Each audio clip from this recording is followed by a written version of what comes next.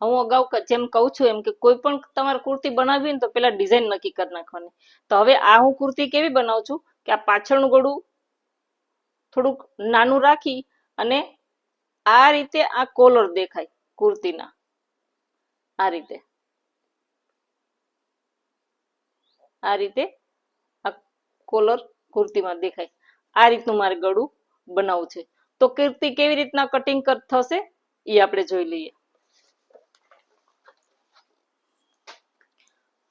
તો આ મેં ફરમો તો બનાવીને રાખી દીધો છે અને આ મારું ટોપ છે.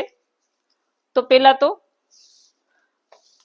આ લંબાઈ મારી 28 છે, તો 28 અને 2 30 ઇંચ આ રીતે હું લંબાઈ લઈ લઈશ.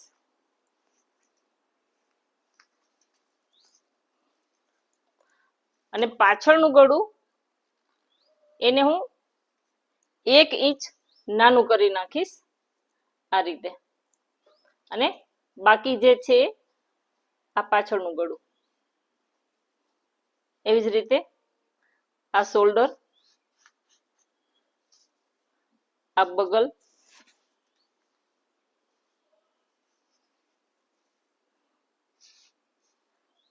અને આ રીતે કમર, અને અહીંથી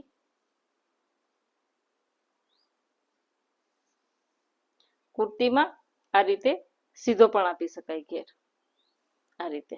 અને નાના કટ મૂકવા હોય તો અહીંયા કટ પણ મૂકી શકાય. તો આ રીતે હવે આપણે આ પાછળનો ભાગ કાઢી લેશું અને આ બગલ ડ્રો કરી લેશું. અને ગળામાં જુઓ, પેલા હું આ ગળું ડ્રો કરી નાખું છું કેમ કે મારે ગળાની લંબાઈ અને પહોળાઈ આ પ્રમાણે જ લેવાની છે. તો આ ગળું ડ્રો કરી નાખ્યું. હવે મારે અહીંયા કોલર જોઈએ છે 1 ઇંચ જેટલો.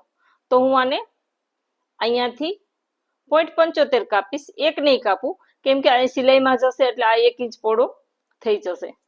તો આને 0.75, અહીંથી 0.75 આ રીતે. તો અવળી લાઈન એવું હશે તો હું 2-3 જગ્યાએ નહીં ફાવે તો હું 2-3 જગ્યાએ આ રીતે 0.75 ના પોઈન્ટ લઈ લઈશ અને આ રીતે હું એક આ લાઈન કરું છું. પણ લાઈન ક્યાં સુધી કરવાની છે? અહીંયા સુધી, કેમ કે આ 0.75 છે અને નીચે જાય તો ગળું બહુ પહોળું થઈ જાય. તો અહીંયા સુધી. અને આ ગળાને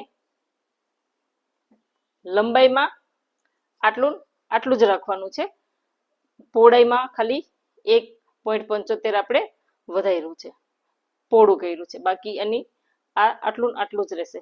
તો પેલા આપણે આ ફરમો કઈ રીતે કટિંગ કરી એ આપણે જોઈ લઈએ.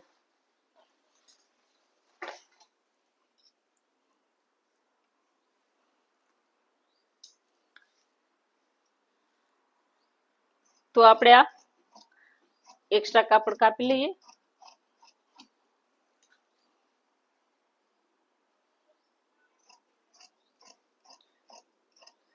આને આ લાઈનની ઉપર જ કાપવાનું છે, થોડું કંઈ વધારે નથી કાપવાનું કેમ કે આપણે જે ફોર્મો બનાવ્યો છે એ સિલાઈ અને લૂઝિંગની સાથેનો છે.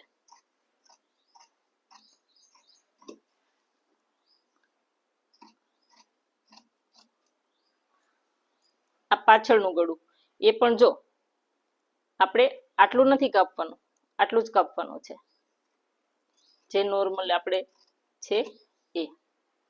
અને હવે એક ભાગને આપણે નીચેથી હટાવી દેશું અને આ ભાગમાં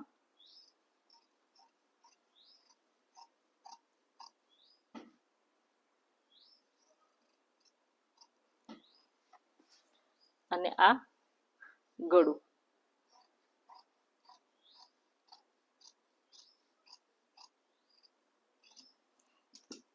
હવે આ ગળું થઈ ગયું.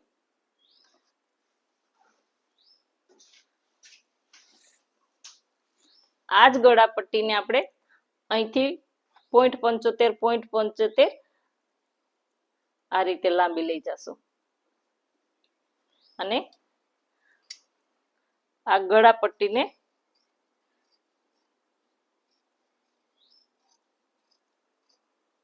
આ રીતે કાપી લેશું. હવે આને આટલી ટૂંકી કરી અને આ જ ગળાપટ્ટી આપણે કાપી અને અહીંથી અહીંયા મૂકી દેવાની છે. આ ગળાપટ્ટીમાં તમે બીજો કલર પણ લઈ શકો અને આવા નવા કલરની પણ લઈ શકો, પણ એક આપણને આ રીતે લાઇનિંગ વાળું હોય તો વધારે સરસ દેખાય, પણ એને આ રીતે કે આ રીતે અલગ રીતે ગોઠવી અને તમે આ લઈ શકો. તો આવડી જ આપણે આ ગળાપટ્ટી પેપર કેનવાસ વાળી આવી કાપવાની છે. તો આપણે પેલા આવી પટ્ટી કાપી લઈએ.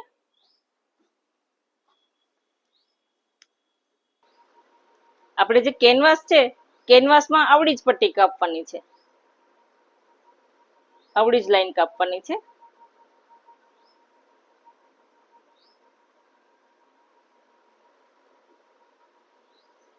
તો આપણે આ કાપી લઈએ.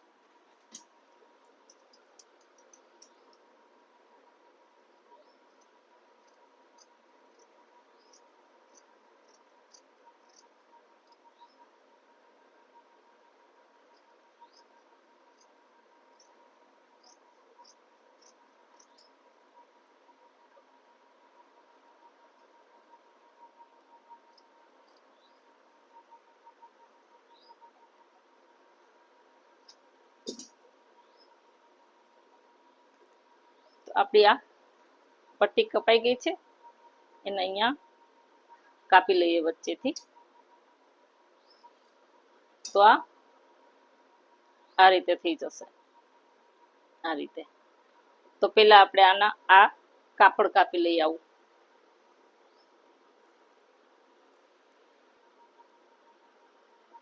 તો આ પટ્ટીને આ રીતે હું ઉરેખમાં ગોઠવું છું અને અહીંયા સિલાઈ જેટલું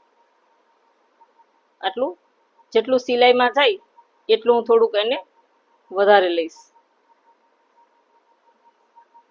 આ રીતે બધી બાજુ સિલાઈ જેટલું હું એને થોડું વધારે રાખીશ, આ રીતે. અને આ ભાગ કાપી લઈશ.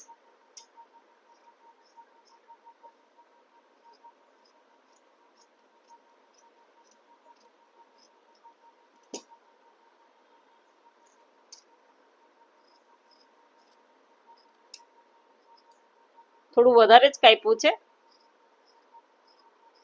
ઇસ્ત્રી કરીને પછી વ્યવસ્થિત કાપી નાખશું. હવે આપણે આ ઊંધી બાજુ આ બધી પટ્ટીઓને એક એક કરી અને આ રીતે જો આ શાઇનિંગ વાળો ભાગ છે એ આમાં ચીપકી જાય. તો દરેક પટ્ટીને હું આવી રીતે લગાવી અને ઇસ્ત્રી કરી લઈશ.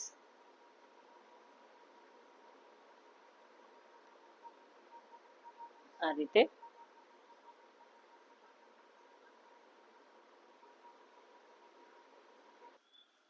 જો હવે આના ઉપર ઇસ્ત્રી ફેરવીશ, પણ આ કાપડ ઉપર સીધું ઇસ્ત્રી ક્યારેય નહીં ફેરવવાની. આવી નાની નાની જે ટિપ્સ આપું છું એને પણ યાદ રાખવાની. તો પેલા એના ઉપર આ રીતે છાપું મૂકી અને પછી ઇસ્ત્રી ફેરવવાની, આ રીતે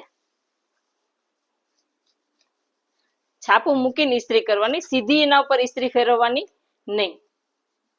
અને વચ્ચે વચ્ચે ચેક કરી લેવાનું કે આ જો આ રીતે.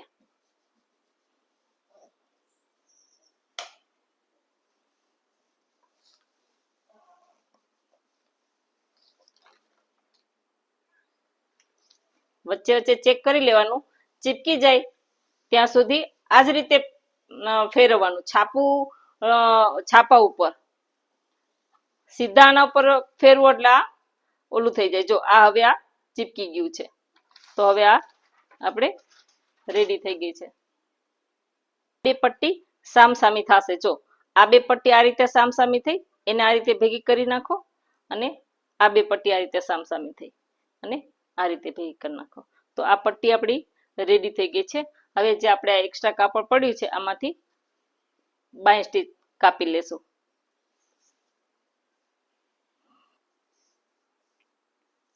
તો આપણે આમાંથી પેલા આ બાયને ડ્રો કરી લેશું.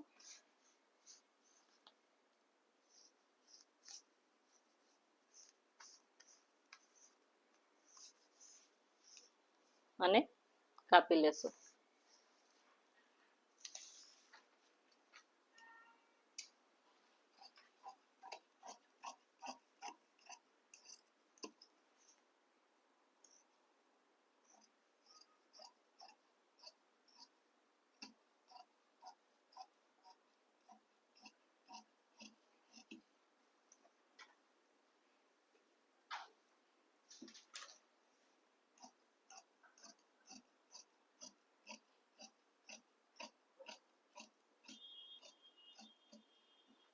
તો આપણે આ બધું જ કટિંગ થઈ ગયું છે. તો હવે આપણે આને સ્ટીચ કરી લઈએ. આ